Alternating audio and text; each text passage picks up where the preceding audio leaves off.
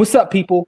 Welcome to this episode of the By the Hood podcast or webcast because we don't know how you're consuming this content. I'm your host, as always. My name is Jimmy. And as we start off every show, that's with gratitude. Just want to say thank you to anyone and everyone who supported us. Special shout out to all the students from By the Hood University. You know, it's growing as always. I say it every episode because it's absolutely true. We always have folks coming in, bringing their expertise and sharing with our community. I got my partner, Crown Corey. What's up, Corey? Yizzo. Every day above ground is a good day. How y'all doing today? That's right, man. You know, I had a coach, Mr. Anderson, when I was playing basketball, probably about 8 years old, and I would complain about something. He said, "Well, did you die?" You know, that probably was a bit extreme, but his point is, but his point was, you know, you woke up today, so it's a good day, so you can make change if it's something you don't like.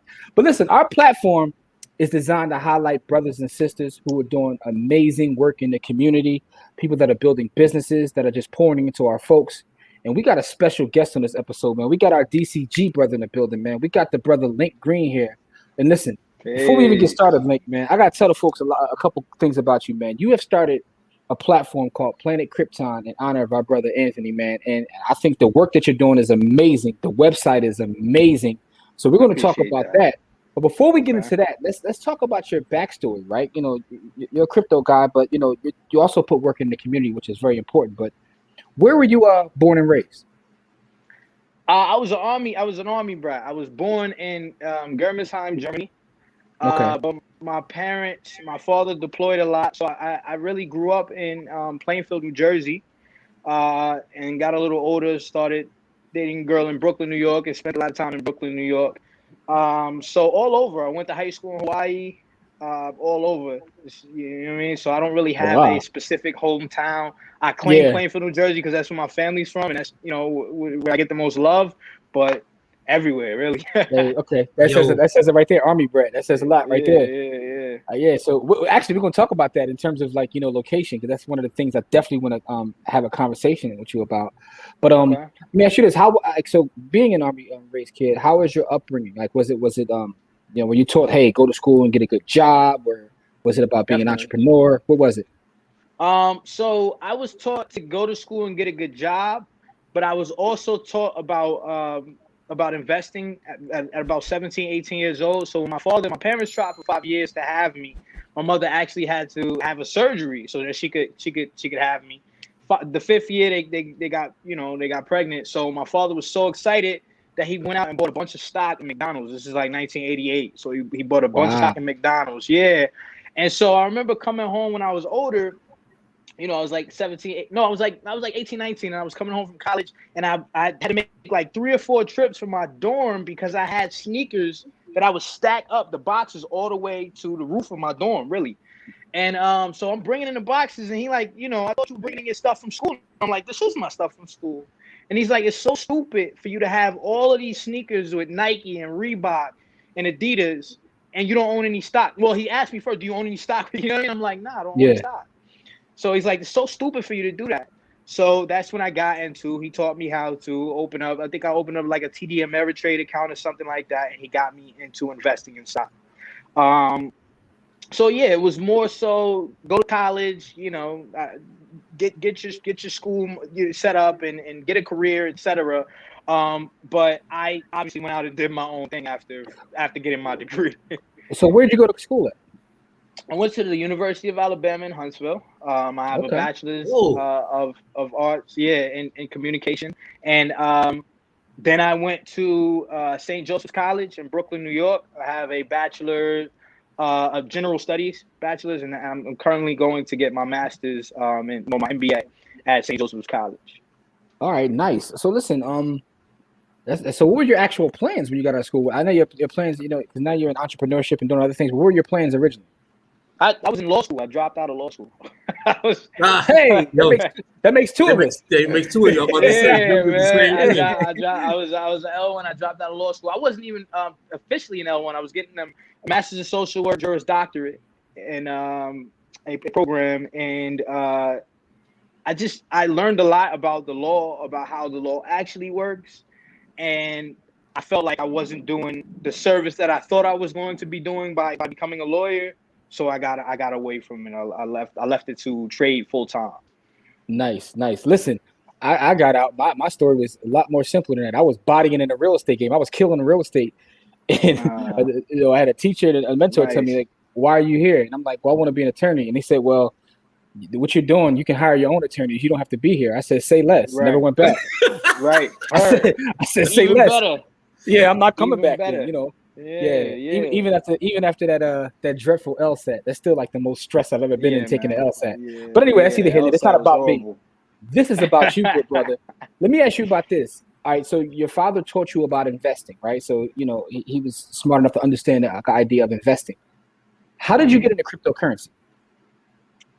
Well, Anthony Aguirre. Well, before, so I'll tell you, while I was in college, I was at the University of Alabama in Huntsville. And these, my friends, there was these 3 white guys, I was good friends with them. They would always tell me about cryptocurrency. And it was like 2009 was my freshman year. So this had to be like 2010. And they're like, yeah, it's crypto, it's computer money. And I'm making fun of them, right? Like, man, cash is king. It'll never go anywhere, right? So needless to say, I graduated college. They did not. They are multi-millionaires now. But that was how I first heard about it. So I got into it. I was a young, struggling father and husband in the Army. And I think Anthony Aguirre had he was talking about it somewhere on his page. And we got into a conversation on it. We all were in this one group, this charity group, basically, where we were buying land in Africa and helping people to invest in the farmers over there. And so we started talking about using cryptocurrency as a means of transferring the money over there. And that's how I got back into it. I loved it. It came very easy to me. It was very intuitive to me. And I started teaching other people immediately about it. And I was not making any money in cryptocurrency. I would buy some here and there, take a little bit, $50 at a time, maybe here or there. And but I still wanted to teach everyone about it. And that's how I essentially got into it. Later on, I got out of the military. I got divorced, and I was homeless at one point. I was still teaching cryptocurrency. I was too prideful to tell my father that I was homeless, right? But I was still teaching cryptocurrency, still making it seem like everything was good, everything was great. And a little later down the line, I found out, Jamar James of DCG told me about a coin, Neo, right? So I bought into the coin. Actually, I bought into it while I was still in the military, still married. So I bought into the coin like a year prior at like 60 cents. I bought 509 coins. The coin went all the way up to like $150. I didn't know. What happened was I was trying to take a girl out and I was broke.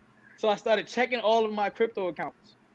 Needless to say, the coin had gone up to like $60 at the time.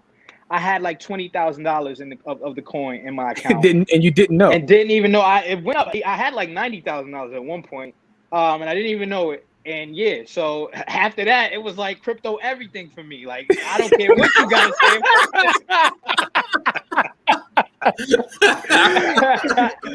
That's an amazing story. Yeah. So step back. Let me ask you this question, right? Because we know about the work that you do in the community. You're like very village and community minded. Where'd that come from? Because you even talked about donating money to help folks in Africa. Like, where'd that part of you come from?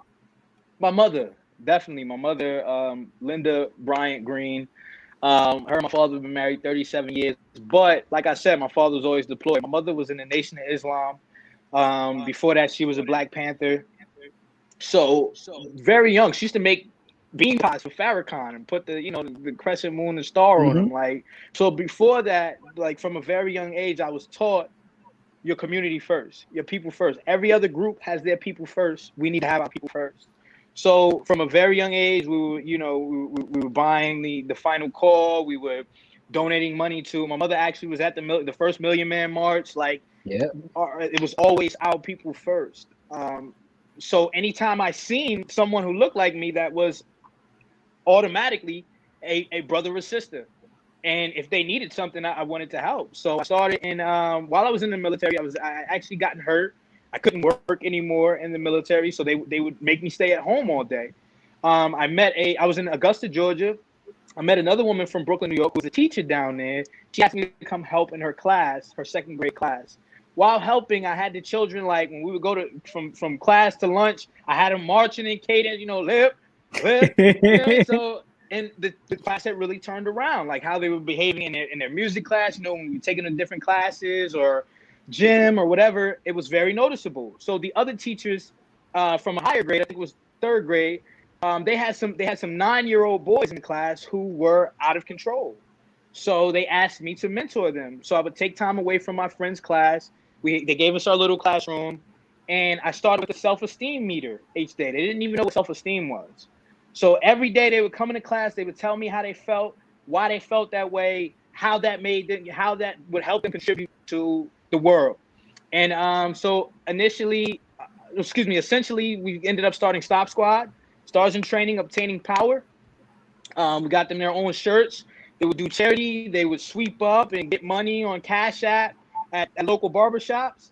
And I got them into cryptocurrency investing. And I was actually able to win the Giving Your Best Award, which is an award that's given by, I think it was like Channel 9 in Augusta, Georgia, for my efforts there. And I still keep in contact with the boys to this day. Oh man, congratulations! That's amazing work, bro. And I know about Augusta, man. I was at Fort Gordon, so I understand. Oh, okay, battle. All right. Yeah, listen, I didn't know that part about your mother in the NOI. That makes a lot of sense now. Like my father was in the NOI, which is why like community still is important to me. You know, I'm not an NOI, but being raised that way is why community is always important to me. So absolutely. that makes a lot of sense now. Like hearing your story. So absolutely. Man.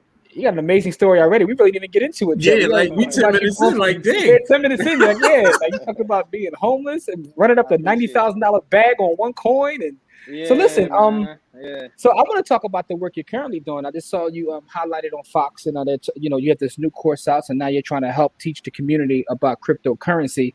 A couple questions about that. Why is it important for you to teach our community about cryptocurrency, right? So I talk about it a lot on our show, but I want someone else to talk about why you think crypto is the way for our people. We are the most powerful people in the world, and that is not to down any other people, but we are the original. And being that we are the original, we have the most infinite potential. I know that infinite is from infinity, right? But our infinite potential is very high, as evidenced by the fact that things have been systemically kept from us for centuries since we handed over, right, power or perceived power to other groups. And because of that, we see that even with the financial system, cryptocurrency, blockchain technology, DeFi, decentralized finance, is being given to these other groups.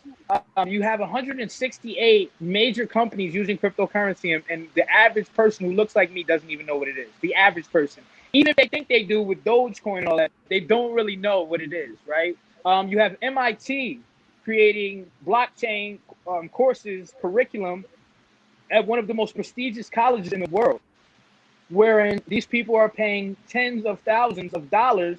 And when I say tens of thousands, I'm talking about 20, 30,000 per semester to learn blockchain technology. All facets of technology are all aspects to show us that cryptocurrency and blockchain technology is the way that the world is headed. The Federal Reserve has FedCoin, right? So you know that you're rolling out these projects. You know that you're planning on switching completely to digital currency, but you're not telling our people about it. And that is for a reason. And that reason is because when they switch over from the digital dollar, from the physical dollar to the digital dollar, those who are left holding this physical dollar will be left with their pants down. And you see our people, especially our young people, with like the money on it. You know, I had to get on one of my boys. He had the money, the stack of money on his ears and all that. We worship this physical dollar, not knowing that this physical dollar is dead. And when we start to transition, or when we go completely, because we're already in the transition stage, when we go completely to the digital dollar, you know, the chief of the Office of Management and Budget told us in 2017 that when this stuff crashes, one physical dollar is going to be worth 60% less than what it is worth now. So that means if you have $1,000 in your account and your rent is due and it's $1,000, you're only going to have $400. It's only going to be worth $400. And your landlord is going to want their full $1,000. Whereas those of us who have switched over to digital currency, our money is now going to exponentiate, because now everyone is running to these digital currency exchanges, be they centralized or decentralized, to get cryptocurrency that they can use. So that is why it is important for me. I mean, I focus on children, but I also focus on felons, people who can't get more than a minimum wage job when they get out. I had a brother who was on the streets, literally sleeping on the streets. I won't put his name out, but he knows who he is. Who had an engineering degree, came out and couldn't get a job better than McDonald's. Who is now has his own business, has his own apartment, everything. He went from sleeping on the street to in a tent to having his own apartment to owning businesses. So this is the power of cryptocurrency, and my people will not be left behind if I have anything to do with it.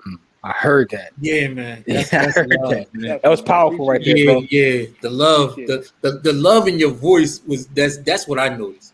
Right. It's a difference between I want to do this and I have to do this. Yeah. And that's where, you know what I mean? That's the difference between getting it done and maybe getting it done. You know what I mean? Yeah. So I really love the way that, you know, my people will not get left behind. Right. Yeah, man.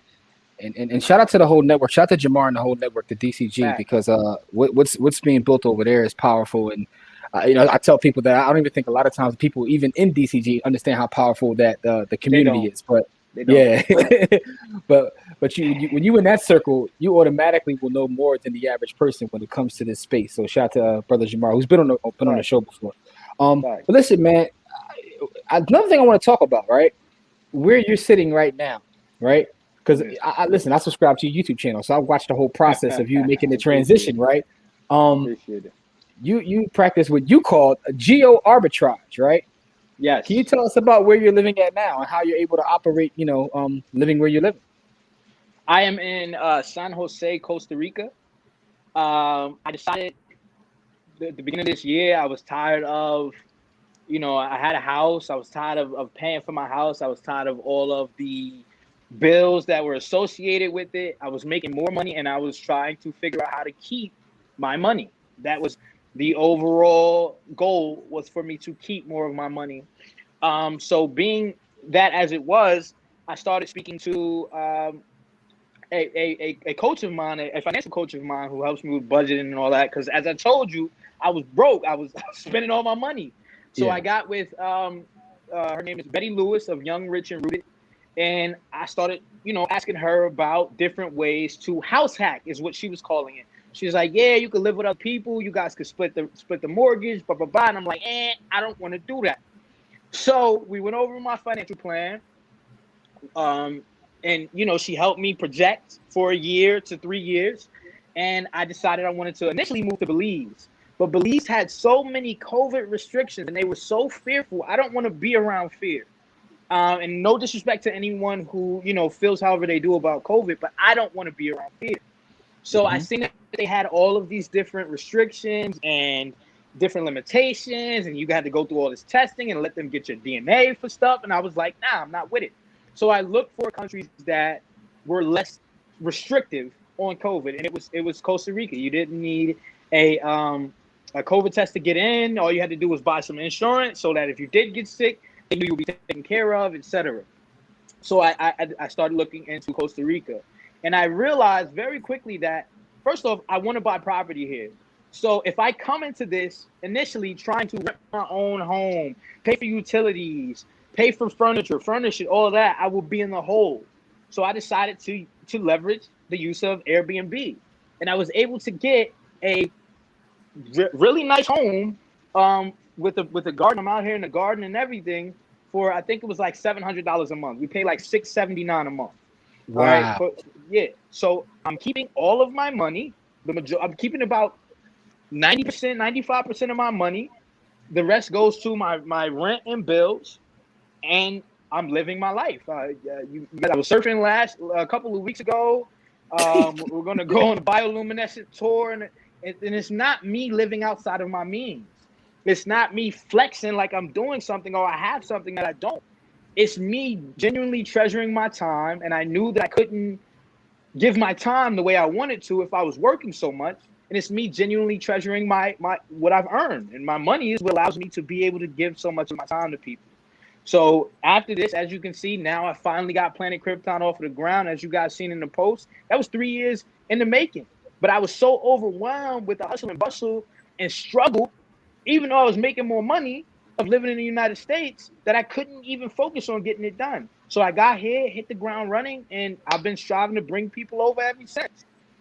Oh man, first of all, what kind of courage does it take? Like, because a lot of folks talk about like moving out of the country, but to actually execute, right? Well, And also, hold on, have a partner that's willing to go with you though. What was that conversation like? Was she more about it? Bree is the most supportive woman I've ever. If we end today, I will forever be in gratitude for this woman.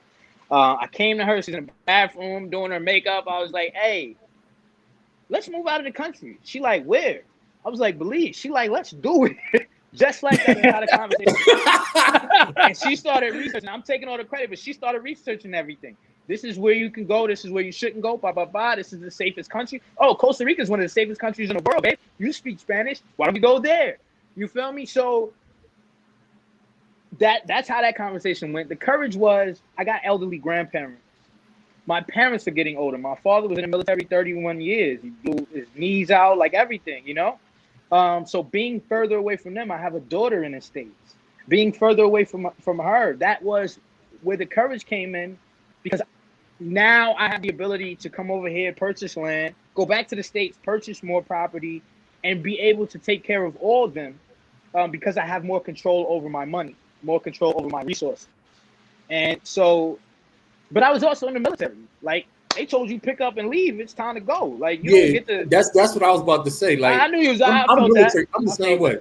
Yeah, like when it's time to roll out, let's go. We out. You know, we don't have no attachments to that. That's why military guys, you don't see them when they go into corporate life with a bunch of pictures on their desk and like all the frou-frou shit, because we know at any moment you can get up. You may have to get up and leave, and so it's very easy for us to detach from physical circumstances in that manner.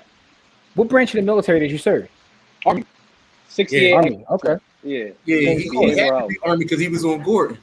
I don't know about all that, Corey. I know. Well, you know, they got now they have the Marines, the Navy, and the Air Force on Gordon. But back then, it was only it was only a few in different branches. But yeah. Got you. So listen, I mean that's amazing in itself to live in Costa Rica. Like it looks beautiful behind you.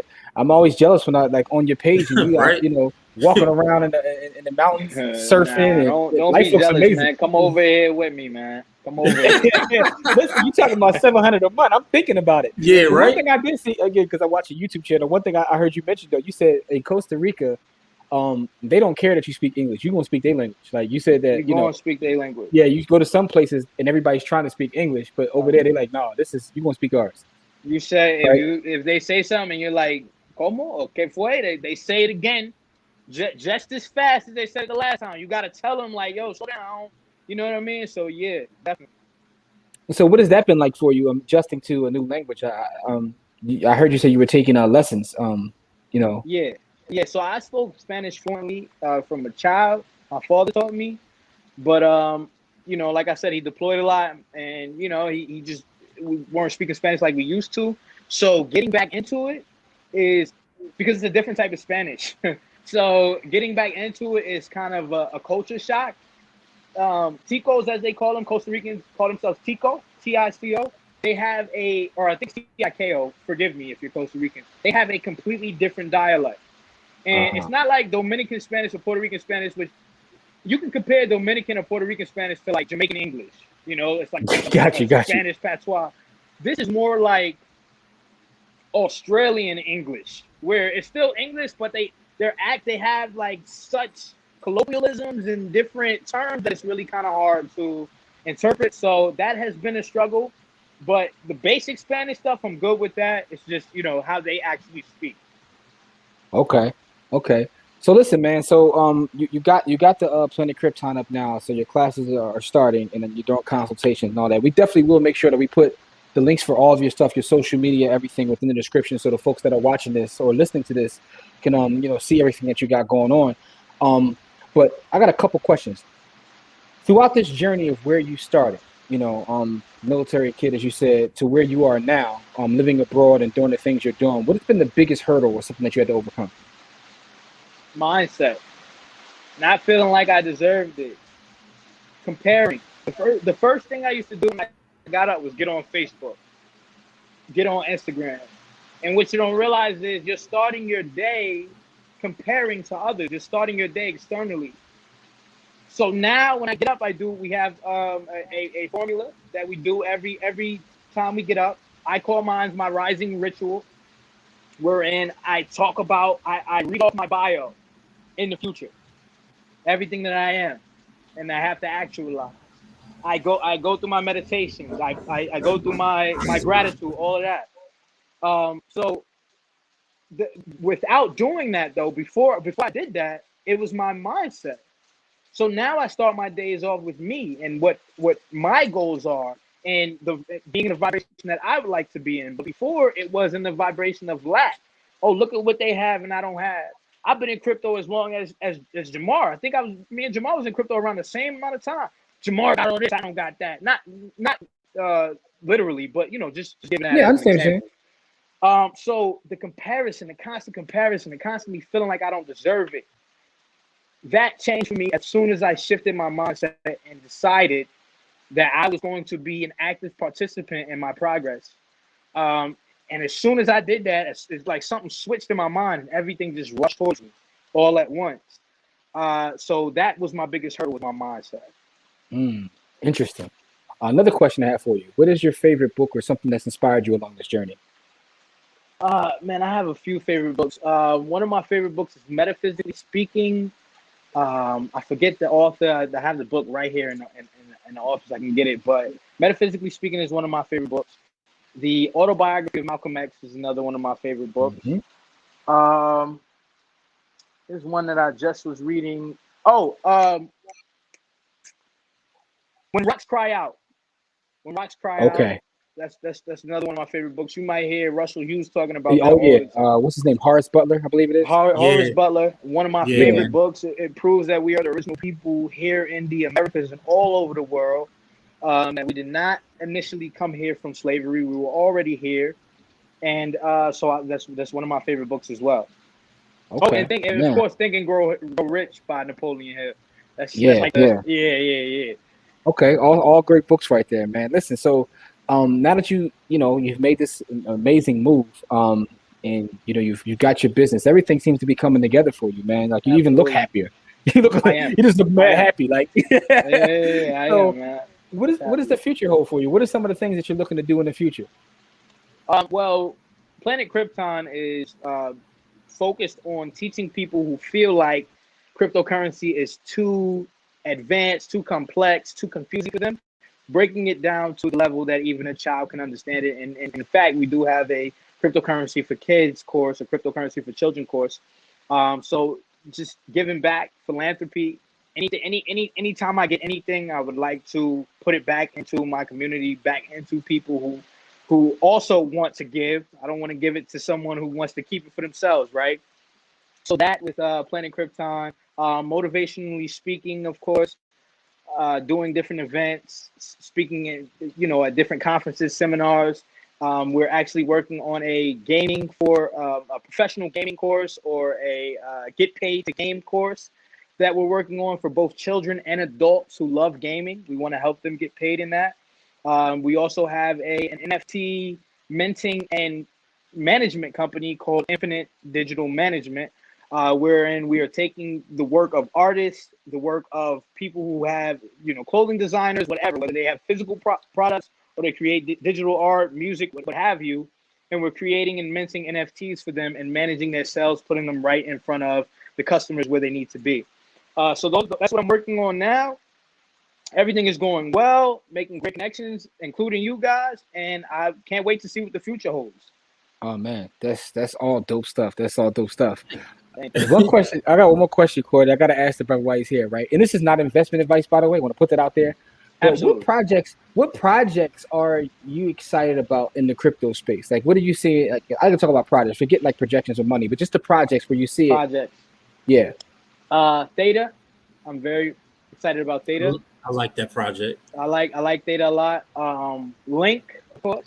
Link, but definitely Link for that centralized and decentralized merger, if you will. The connection. Yeah, the connection.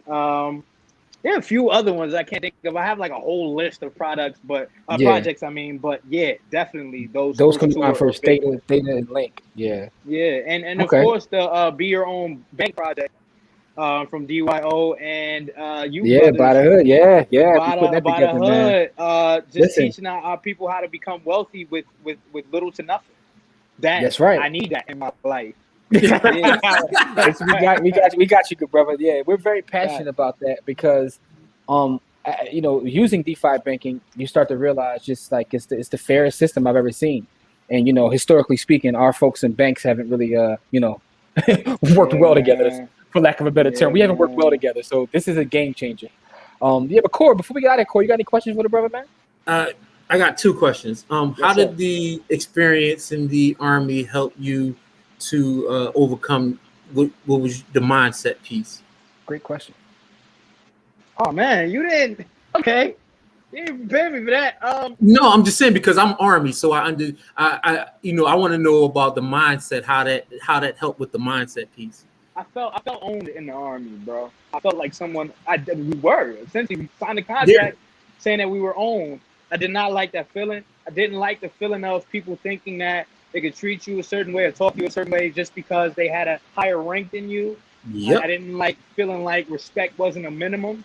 So it made me push myself to have my own and never work for anybody again.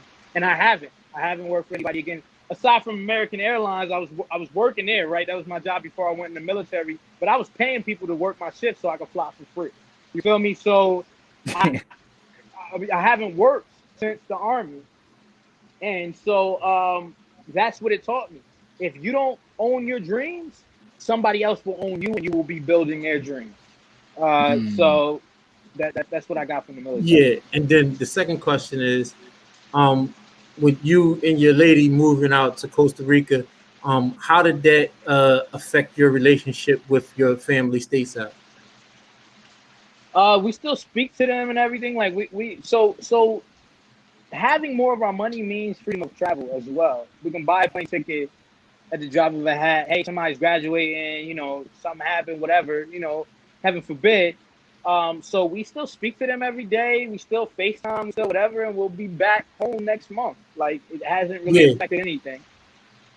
No, that's a good thing. Yeah. How long does it take to get from where you're at in Costa Rica? Like what kind of a trip is that to get back into the States? It was a 3-hour trip from Atlanta, but that's not bad at all. Yeah, from the East Coast, I think it's like 6 or 7 hours. That's still not bad. I mean, I know folks live 6 or 7 hours in the States from their family. Like, Yep. Yeah. Absolutely. Exactly. Yes. That's the point. Yep. Okay. Man, listen, man. I just want to say thank you for sharing your story because it's a very powerful story, and I learned a lot. I learned about you myself. Listening to you talk. But also I wanted to say congratulations on all your success, your move. Like I said, you just look like a happier person now. I appreciate it, guys. I appreciate you having me, man. Absolutely. I just want to say thank you for the work that you do for our people, because first and foremost, that's important that you're village minded and you think about the community. We will not get left behind. Yeah, absolutely. We will not. I want to thank you, brothers. I know when you asked me to be on the show, I was lit. I also want to thank DCG Mastermind, Jamal James, that brother. I came to him actually when I was living in my car and told him, hey man, I need a mentor. I can't do this no more. And he said, I don't want anything from you. I just want you to do what I say and make this money. I want you to have $100,000 a month. You know what I mean? So thank you to him. Big ups to him. Yeah, shout out to your brother Jamar James, man. Jamar, he that real deal, man. Yeah. And also rest in power to brother Anthony, man. God's bro, man. Absolutely, man. So listen, man, anything we do to help you, brother, we are here. We build together. And just want to say thank you for sharing your story with our audience. And I'll make sure to put the links to everything you got going on, all your coursework. You need to put together a course about how to move out the States, man. Because we're working on that. I didn't want to talk too much about that, but we're working on that. Everything, having the homes and everything set up for people, so all they have to do is just get here, and jobs for them and everything. We are working on that. Oh, gangster. Damn, I didn't even know that. I was just saying that. I didn't want to say it because it's still in embryonic phases. But I got you. That's amazing, though, man. Listen, thanks for sharing your story, man. And we'll make sure we put links to everything you got going on, man. Everybody go follow him. I'll put his Instagram page there as well. Congratulations on all your success as well, man. Gotta say that too. Thanks a lot, bro. And for our audience, man, Listen, man, thank you guys for all your support, everything that you do, sharing our content, all the students we have. We appreciate all of you. As we always say, it's not about how much money you make, it's about how much you keep. As evidenced by Game Elevates, and we'll see you guys on the next episode. Peace.